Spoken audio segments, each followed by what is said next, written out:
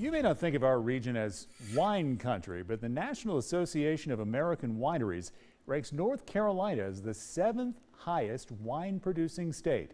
As fall weather week continues, 7 Weather meteorologist Dan Bickford has a look at how this season affects one local vineyard, a 7 Weather exclusive.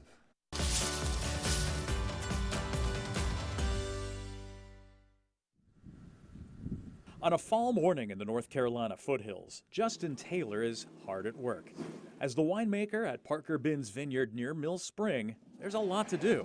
It's harvest season. Fall's the time when we capture everything that we've been working towards as far as the growing season goes. And what started in spring with fruit set and what we've been able to bring to harvest, between the end of August and early October, that's when we've got to bring it all into the facility for turning it into wine.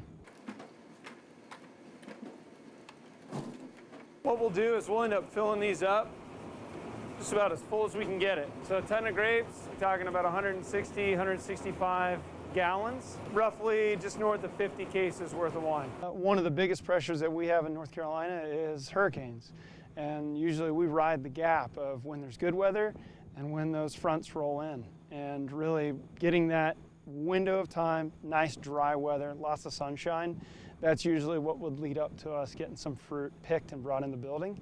And then some of it eventually has to ride the storm. That's just the nature of the beast. A vineyard is, of course, a farm, and weather is critical to how the crops develop, and that determines whether it's a good year or a bad one. How much or how little rain falls will determine what the final product is like. With vintages just of recent note for me, 2013, 2020, high rainfall years, those were probably some of the most stressful, challenging years I've seen with high rainfall causing issues as you're approaching harvest.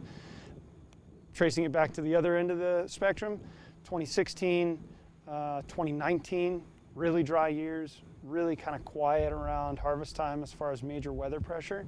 Those drier conditions gave us higher sugar content, more preferable acid in the fruit, and really better ripening for the grapes. The most rewarding part from the field during harvest is seeing good, happy, clean fruit come into the cellar. It's a matter of having good fruit in order to get to good wine.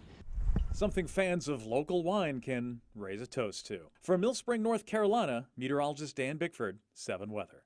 We called it happy fruit. It's like Bob Ross doing winery there. Join us tomorrow night at 11 as Fall Weather Week wraps up. Our chief meteorologist, Christy Henderson, is going to take us stargazing to show us what we need to be looking for, Christy, in the night sky.